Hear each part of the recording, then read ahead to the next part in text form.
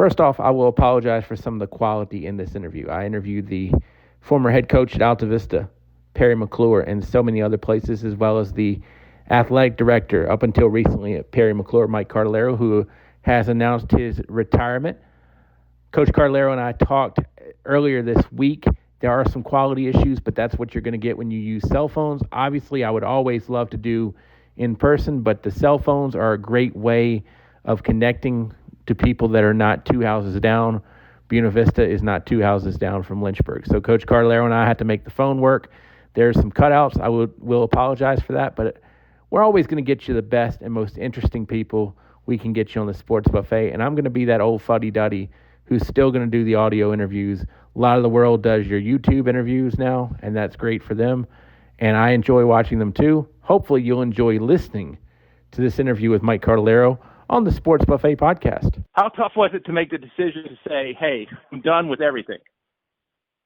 It was tough. 42 years in the profession, and I really do like a lot of aspects of the AD position, but long hours, getting older, grandkids, so all of those kind of pushed me to calling it quits. And actually, I've been talking about the last couple of years. So got myself to 42 years and 65 years old. For someone who's never been an athletic director, how much harder is it than coaching, or is it harder than coaching? It's a different kind of hard. You're coaching coaches to try to get them where you think, they should be with the program. And some you have to help a little bit along the way, and some you don't need to. And, we've got some great coaches here. So, that part for me was pretty easy. And trying to do the best you can for them and for the kids and facilities. So I really enjoyed all of that. And I was the AD in Bristol before we got to Virginia High a long time ago. You kind of hit on it a little bit of, being an AD is coaching your coaches. How important is it not to overstep, and you don't need to coach the people that know how to coach, if that makes sense? Hey, you let your talent roll, and sometimes the best move is none at all, and just watch. For the most part, that's I'm fortunate to be able to do that with coaches that we have. Not trying to pry, but give me an example of the AD's got to look out for the athletic program to where you're still coaching, where the athletic comes first and not necessarily your program. What's an example? Coverage for another sport while I am coaching, taking care of needs for them. If there's an issue, if they need, they need something, or we're ordering things in the midst of the season. But the biggest part is actually making sure that we have admin and security there, and me, and if I'm not coaching, I'm usually at the girls' game or wrestling. There's no nice way to ask this, so I'm just going to come out point blank and ask you, how much of a nightmare can spring sports be just because of weather? Total nightmare. It's just, Murphy's Law there.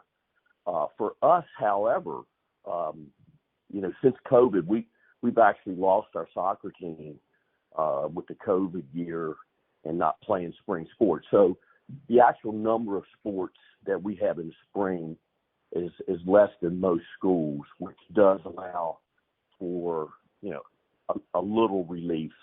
But spring sports, especially when afternoon showers and, the umpires are on the way and that type thing. But, everybody goes through it. You do the best you can. You communicate, which is most important. And, you let everybody know. And that's the great thing about technology. With Facebook, we can get it out there pretty quick. But it is. It's a tough time of year. Wearing the AD hat again, was scheduling easy for you because people all around the state of Virginia? Scheduling is always, when you walk in as an AD, you're always thinking of scheduling. You're trying to stay a couple seasons ahead. You're trying to balance out your schedule. You don't overload too many ways at one time or too many homes, and it's not the old way. That was just a tradition. Now you're kind of scrapping with everybody on getting dates and games, and managing the gym too. we have one gym here. We do not have an auxiliary, and we have a wrestling team.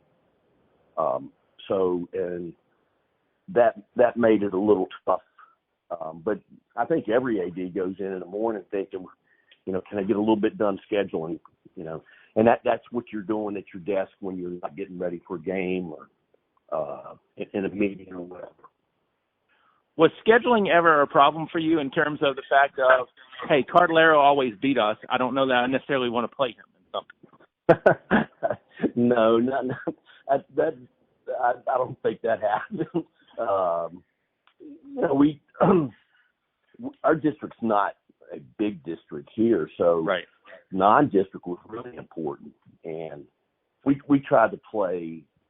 We tried to play a very competitive non-district to get us ready for district tournament and regional too. If you get in a region, you're going to the competition's going to go up.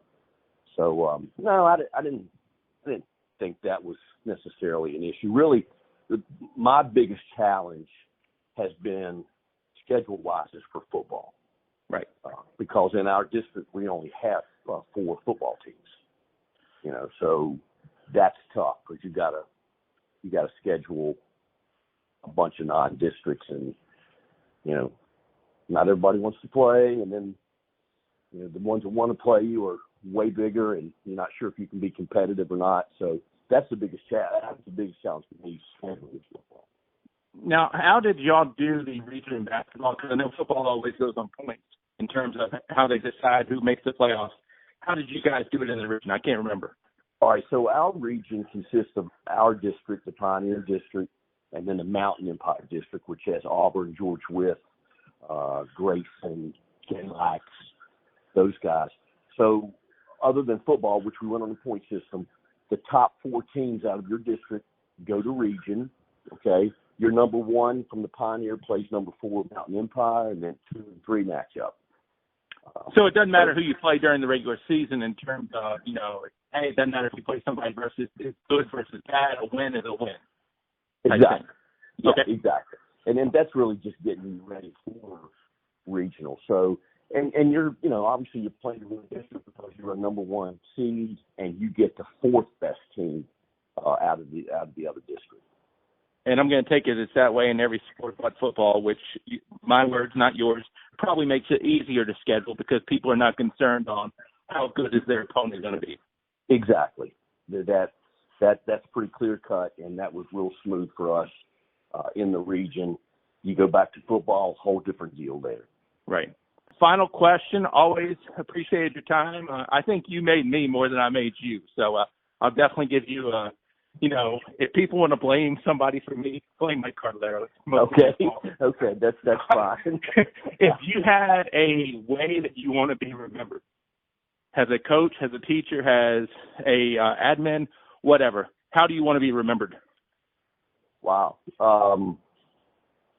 Fair, demanding, but asking kids to reach above what they thought that they couldn't do, take them to another level, and willing to do whatever, to help somebody out. Well, it's always been a pleasure. I remember we used to we picked games for a while. There's nothing going on right now, so we can't pick any games. But no. I'll just say it's been a pleasure, and we'll talk to you down the road. Yeah, it has been a pleasure, Bob. Thank you so much.